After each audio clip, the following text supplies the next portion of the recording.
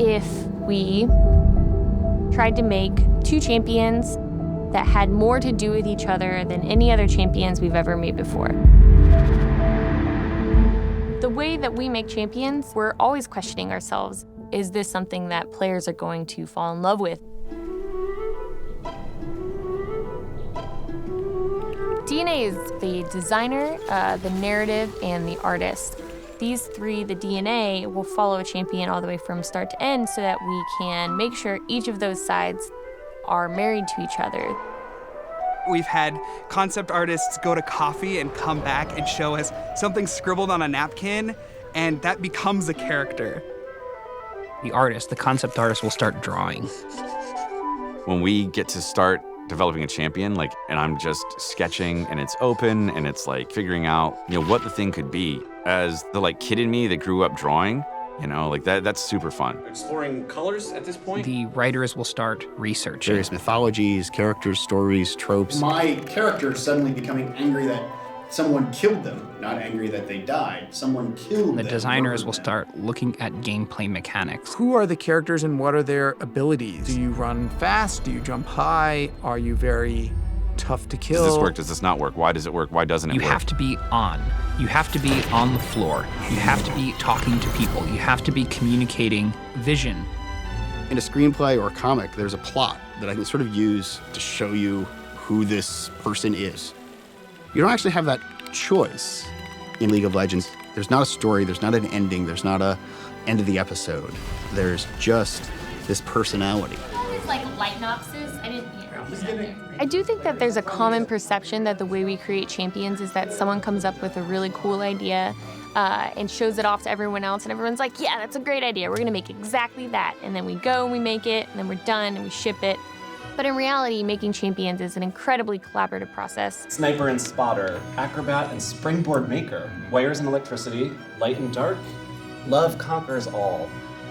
In the earlier phases of development, we're not trying to be too grounded in what's realistic because that can certainly stifle creativity. Like you say, Augie's gonna have to commit to something.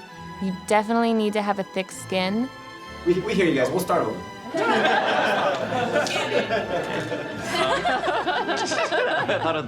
At the end of the day, over 100 people will have worked on the champion.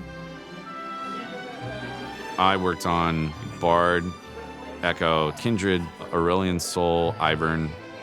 Alawi, Rek'Sai, Tom Kench, Jin. Fiddlesticks, Nocturne, Thresh, Gnar, Dr. Mundo. What you don't want to end up with is generic characters that don't feel real and don't feel like they live and breathe somewhere. We don't expect that every player is going to be in love with every champion. We really expect that players will gravitate towards a handful that sort of connect with the player on some sort of emotional level. Without fail, every single time we release a champion, we know we're going to learn from players a million things that we could have never predicted. We wanted to make the ultimate duo experience. We all settled very quickly on lovers. We don't have a true romance in League of Legends. These are two people who are never going to leave each other's side.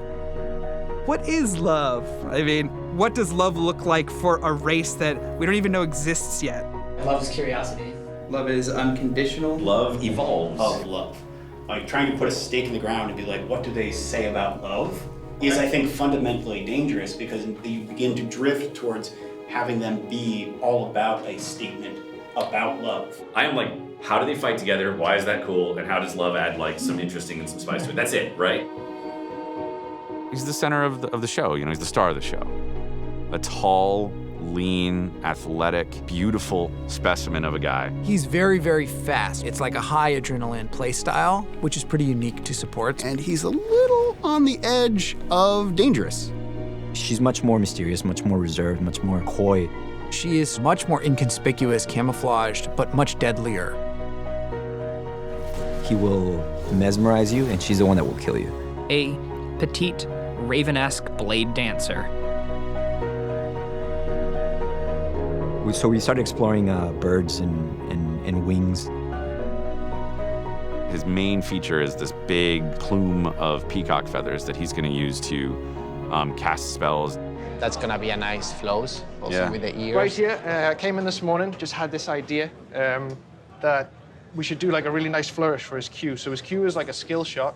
It fires a projectile. We were wondering sort of whether we should sort of like kick up debris, you know, like, or whether it should be like feathers from the cape or like energy, you know?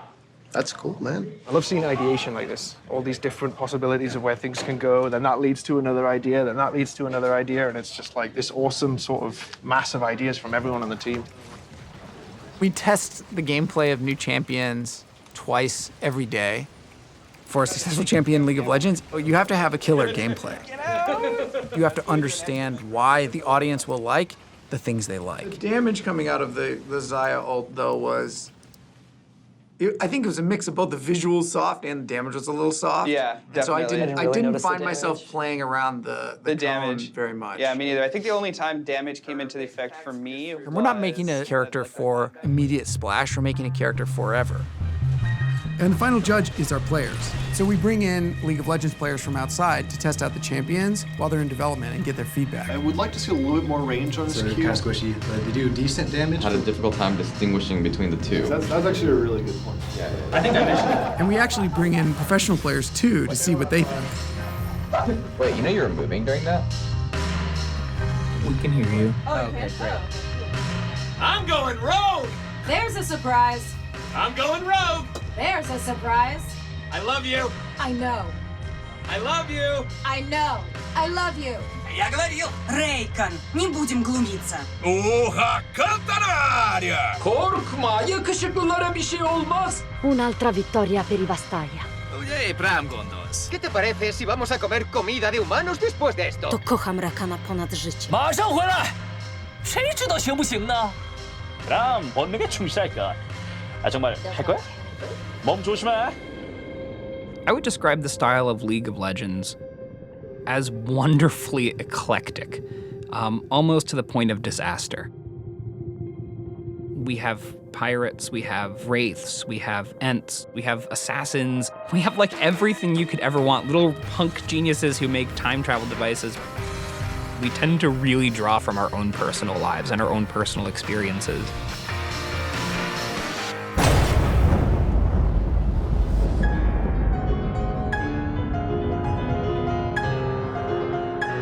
Our role is to bring characters to life, but at the end of the day, it's our players who own them.